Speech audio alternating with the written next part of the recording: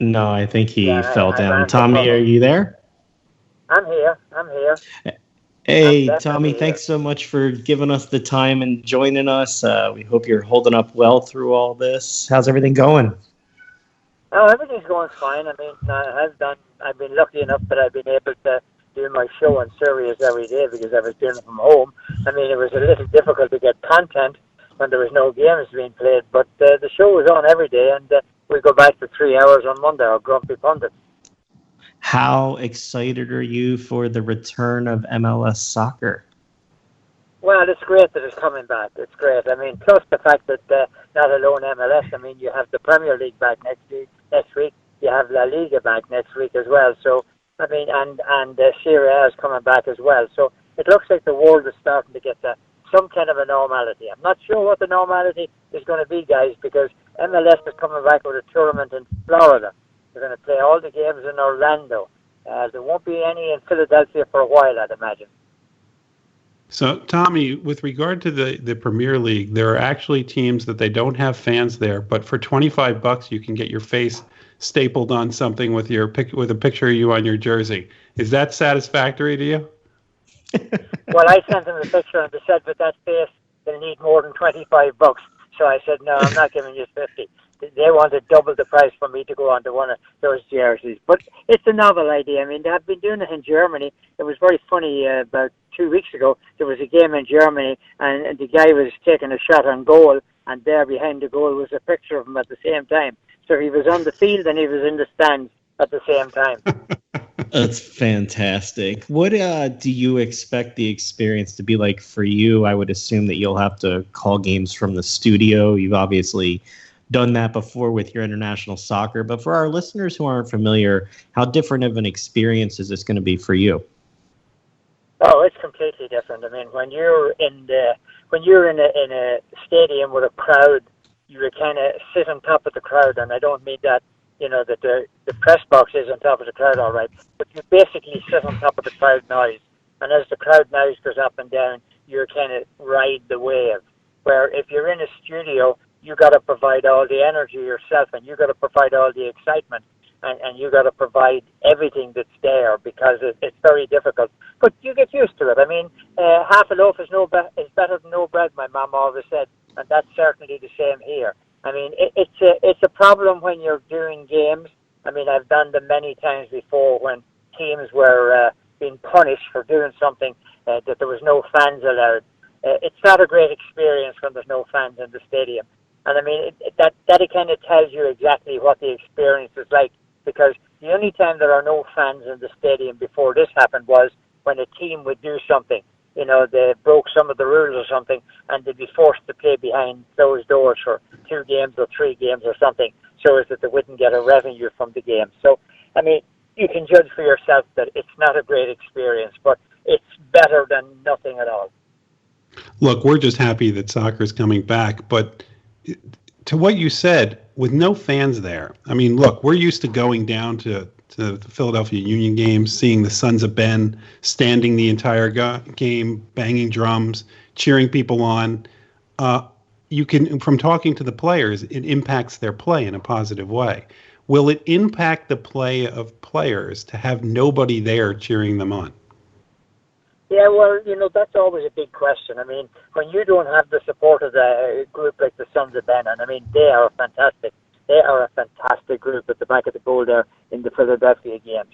But players tell you, I've asked several players about it, and they say, well, it's back to a kind of playing what you were when you were 17 or 18, when you were playing with either B teams or reserve teams, and you played in front of 100 or 200 people. I mean, for the viewer, I think it's more difficult for the viewer. But one thing that they have discovered, and if you looked at the results in Germany, the home teams don't win very many games. I mean, I think they've won 22% of all the games played so far in the Bundesliga. So there is really no home field advantage now when you're playing a game that there's no. Well, there wouldn't be in Florida anyhow, because I mean, MLS is going to play it in Disney's Wide World of Sport. The only good thing about when you look at it from a Philadelphia point of view is Philadelphia has done very well in the U.S. Open Cup, and this is the kind of, I would put this on a parallel with the U.S. Open Cup. They never won it, but they got very close. A couple of times they got very, very close to winning it. And we thought they were going to win it 2 years ago, and they just didn't. But, this is going to be the same experience. You're playing in a tournament. There's going to be group stages, and then there's going to be knockout stages, and then, of course, the final. And there is a trophy for it. So, I mean, they will be playing to win. Plus, the first couple of games go up in the standings for the regular season when the regular season starts. With the draw that they have done now, Jim Curtin's the only manager in Group A that was actually with their club last year. Can you talk about how the continuity of the Union may impact how they face some of the other teams and what you expect going in to see from the team? Well, you have a team like Nashville coming in. They're playing Nashville, and that's going to be a tough ask for them. Although I suppose, I'm talking out of two sides of my mouth at the one time, because if you're saying, well, if they had played at home, there would have been a huge crowd and they would have a home field advantage. They're not playing at home, so there's no home field advantage for either the Union or for them. But Jim Curtin has put together a good team. He knows exactly what everybody's capable of. There won't be any need for any kind of experiments or anything else. And he'll have a fair good idea of what he's up against. So I think that the Union should do very well in Floral because, it's a pretty good side. It has good experience. And as you said, it has that continuity of playing together. And that's key. It's so good to know exactly, where your teammate is going to make the run, where they're going to find themselves open, where you have to make the run to when they get the ball because they know where you're going to be so that they have the ball to you. So it is a huge advantage for a team that has played together for a while. With regard to the guys that are on this team and the new guys that they've added to the roster, who's the guy that we didn't expect? We know about Casper. We know about Bedoya. Who's the guy from this group on the Union that you expect to be the guy who breaks out this year? Well, the guy that, was missing last year was Kai Wagner. Kai Wagner really had a breakout year, and then he had an injury, and, that really stifled his growth. I think he has the makings of being a great player. As you said, we know that Casper can score goals, and we know that Bedoya is going to lead the team, and we know what El Senior can do when he comes on. But, Kai Wagner has proved to be a very, very good player as a left full-back, and he goes up and down that wing as good as anybody. And he just, if he can get his crossing in sync with everybody else coming up the field, I think he might have a great year. What are you expecting out of Brendan Aronson this year? Well, Brendan has to progress. He needs to push up another step now. If anything, last year, Brendan, he had one disadvantage, and that was that he's not the biggest player on the field, and he didn't seem to get any of the breaks from referees last year.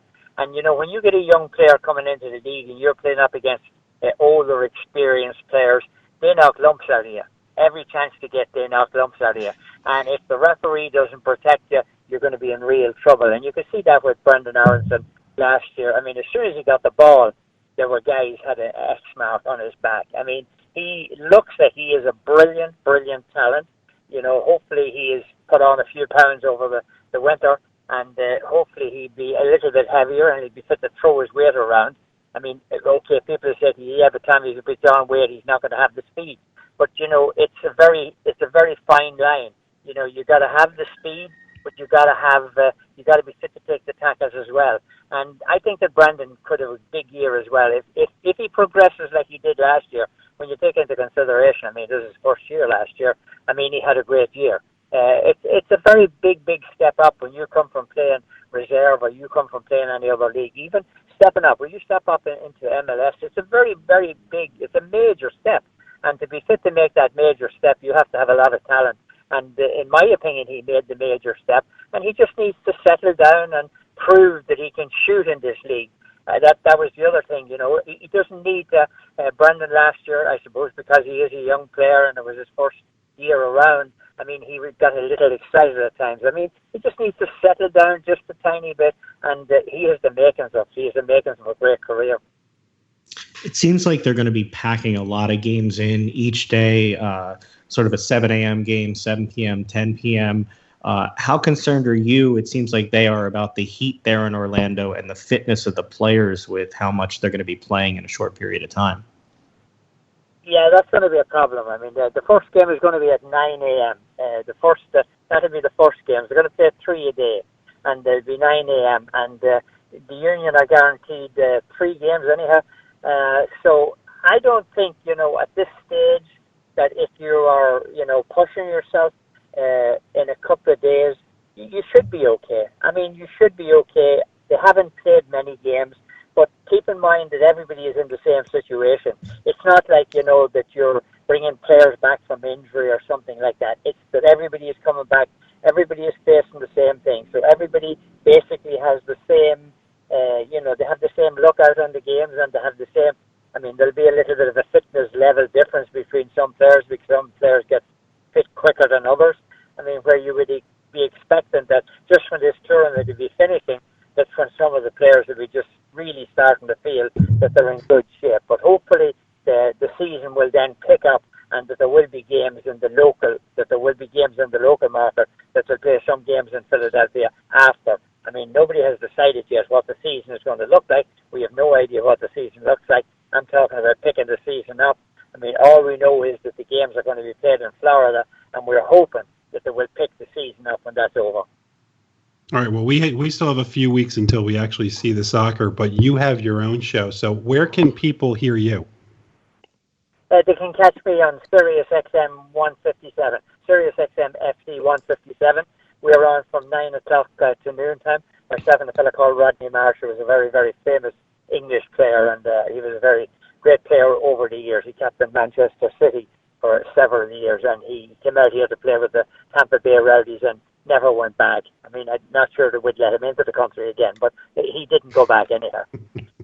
Well, we definitely encourage people to listen to that. And, I'm on Twitter yesterday, and I see you with a bunch of my favorite public address announcers, Matt Cord, Lou Nolan, Kevin Casey, talking about, what you're doing now. How did that come about before we let you go? I'll tell you, that was Kevin Casey's brainwave. And he just called me and asked me would I do it. And if you look at it really closely, and this was purely accidental. I talked about 2 birds, and yet now when you look at me, my wife Tressa taped it, and she was the one on the camera. And when you look at down beside on my left-hand side, you'll see a red robin, a big one, one of those big birds that they have in the garden. And you also see another bluebird in there as well. So there's 2 birds actually, and if you planned it, it wouldn't have worked as well. But I can tell you one thing, it was purely accidental, and Kevin is just such a great guy, and like a lot of other people, he just has nothing to do during this weather. Himself and JP Delacamera, I was trying to put the 3 of them together and let them go paint houses or something, but they weren't up for that, mind you. They weren't up for that much work. Well, we can't wait to keep hearing all your voices back doing what you do best, calling the games. Wish you continued health and look forward to hearing your voice on TV soon. And thanks so much for always giving us a few minutes. Oh, no problem. You take care of yourselves. And the one thing is, guys, in this very troubled time, just to all your fans out there and to yourselves, please stay safe, stay apart, and we'll be together again soon. All right. Thanks, Tommy. You have a great one. We appreciate the time. Take care.